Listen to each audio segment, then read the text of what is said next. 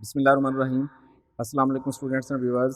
Sir Zafar YouTube के इस YouTube channel से टॉपिक है हमारा आज तफर्की सर, जिसको मस्तखरज भी कहते हैं, यही हम डेरिवेटिव्स भी कहते हैं। स्टूडेंट हम कबल इसके कि हम ये बताएं कि डेरिवेटिव कैसे हल होते हैं या क्या होते हैं, तो इससे पहले हमें एक मिसाल लेनी पड़ेगी। हम कहते हैं कि हमारे पास ये एक फंक्शन है, y is function of 3x plus 2, या हम कहेंगे y is equal to 3x plus 2। अगर आप x की कुछ फर्जी वैल्यूज़ ले लेते हैं, 1 2 3 4 जो मैंने यहाँ ली हैं, उसके मुकाबले में हर फर्जी x की बराबर y की एक वैल्यू आ जाएगी। इस मुसावात को हल करते हुए हम हल अलग अलग एक वैल्यूज़ ले लेंगे। अब हम यहाँ जो है फ़र्ज़ कर लेते हैं कि x की कीमत 1 है, तो x की जगह पर 1 रखने से हमारे पास एक वैल्यू आ जाएगी। 3 को हम वैसे ही लिखेंगे और x की जगह पर 1 लिख देंगे, और जमा है हमारे पास 2। इन दोनों को मल्टीप्लाई करेंगे, 3 1 ज़ा 3, और 2 को जमा कर देंगे तो ये हमारे पास आ जाएगा 5। इसका मतलब है कि x 1 होगा जब, तो इस फंक्शन में y की वैल्यू उस वक्त 5 हो जाएगी। अगर हम x की वैल्यू 2 फ़र्ज़ कर लेते हैं तो उस वक्त हमारे पास क्या होगा, हम क्या करेंगे कि x की जगह पर अब हम 2 रखते हैं और बाकी वैसे का वैसे ही 2 को 3 से मल्टीप्लाई करेंगे, 3 को 2 से मल्टीप्लाई करेंगे, 6 हो जाएगा हमारे पास 6, और हमारे पास ये है 2 है, तो ये हो जाएगा हमारे पास 8। इस तरह हमारे पास एक और वैल्यू आ गई। इसी तरीके से हम यहाँ देखते हैं कि इसकी वैल्यू 3 मुकर्रर कर लेते हैं हम, तो हम कहेंगे 3 इंटू 3 और प्लस 2, 3 को 3 से मल्टीप्लाई करेंगे तो ये हो जाएगा हमारे पास 9, और 2 जमा करेंगे तो ये हो जाएगा हमारे पास 11। जब वैल्यू 1 है तो हमारे पास y की वैल्यू 5 आ गई, 2 पर 8 आ गई, 3 पर 11 आ गई, और 4 पर हमारे पास देखते हैं कितनी होगी।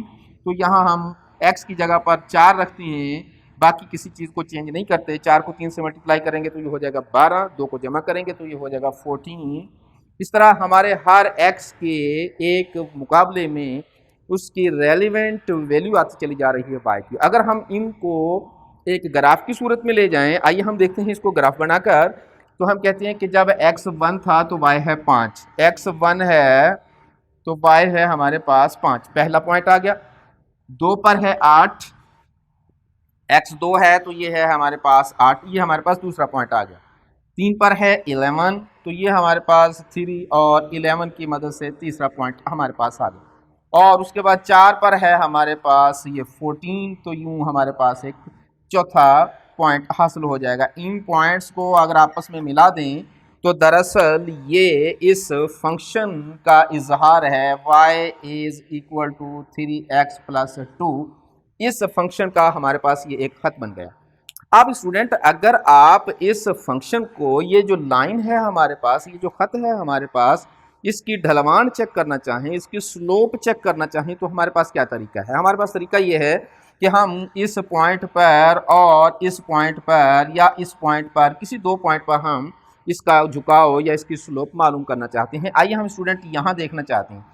तो स्लोप मालूम करने के लिए हमारे पास जो तरीक़ेकार होता है स्टूडेंट, वो बड़ा सिंपल सा होता है। हम क्या करते हैं, किसी भी चीज़ की स्लोप मालूम करने के लिए हम क्या करते हैं, ये जो हमारा राइज है इसको रन पर तकसीम कर देते हैं। राइज को रन पर तकसीम कर दिया जाए तो हमारे पास ये 2 पॉइंट्स हैं। इन 2 पॉइंट्स की मदद से हम क्या करते हैं, यहाँ हम देखेंगे ये और ये एक त्रिकोण बन गई, तो यहाँ से लेके यहाँ तक ये जो फासला है हमारा, ये रन कहलाता है, और यहाँ से यहाँ तक का जो फासला है ये राइज कहलाता है। तो हम रन और राइज का चेंज ले लेते हैं, कितना है, तो हमारा जो रन है वो यहाँ से यहाँ गया। इसका मतलब है कि यहाँ से जब हम यहाँ गए 1 से 2 तक, तो ये जो हमारे पास चेंज ऑफ x आया है, ये आया है हमारे पास 1 यूनिट का।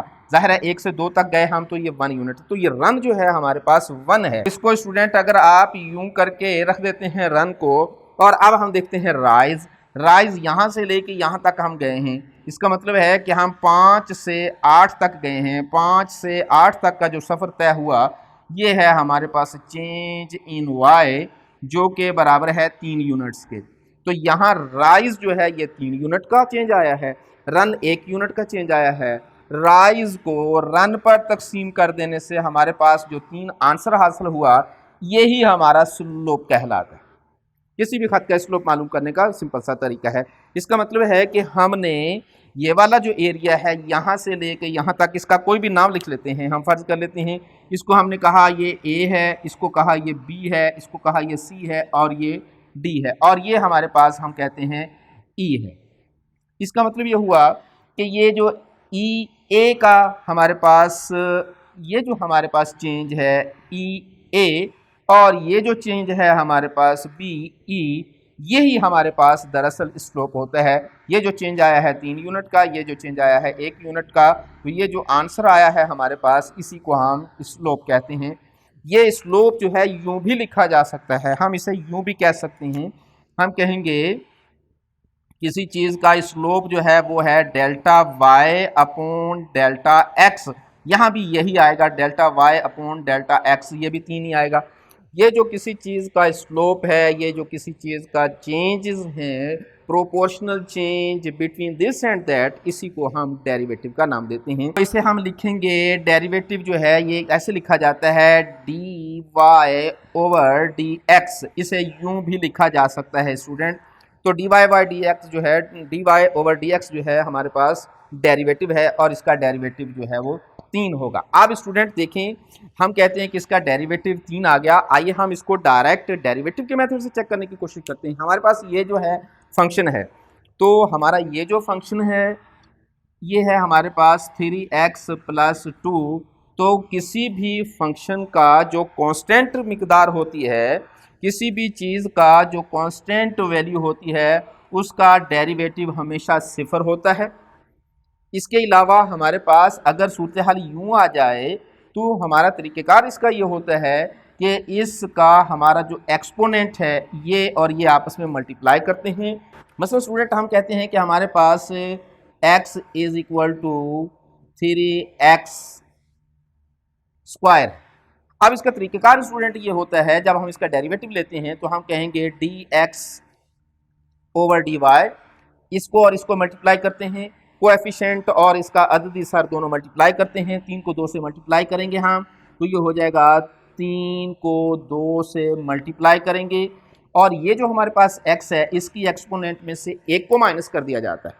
अब हमारे पास क्या रकम बच जाएगी, 3 को इससे मल्टीप्लाई करेंगे तो ये 6 हो जाएगा, और x की 2 है उसमें से 1 निकल जाएगा, 1 आ जाएगा। 1 हम लिखते नहीं, इसलिए हमारे पास जो डेरिवेटिव आएगा वो आएगा 6x।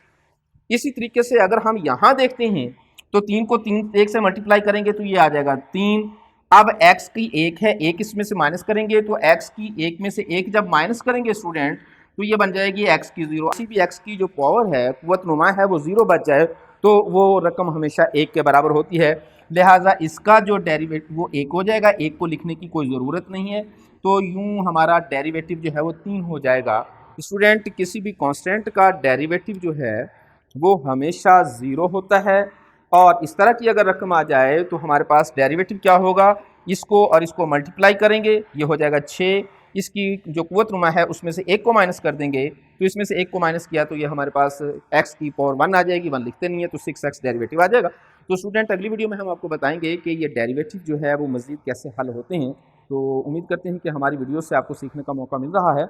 हमारे साथ रहिएगा, अगली वीडियो में आपको बताएंगे ये सारी की सारी चीज़ें। और जाने से पहले आपको याद करवाना है कि हमारे चैनल को सब्सक्राइब करना है, शेयर करना है, लाइक करना है, कमेंट्स अपने ज़रूर भेजने हैं, और आपके लाइक्स, आपके कमेंट्स ही दरअसल हमारी इस चैनल की प्रमोशन का फ्यूल होते हैं। तो हाज़िर होंगे अगली वीडियो के साथ, अपना ख्याल रखिएगा, वस्सलाम।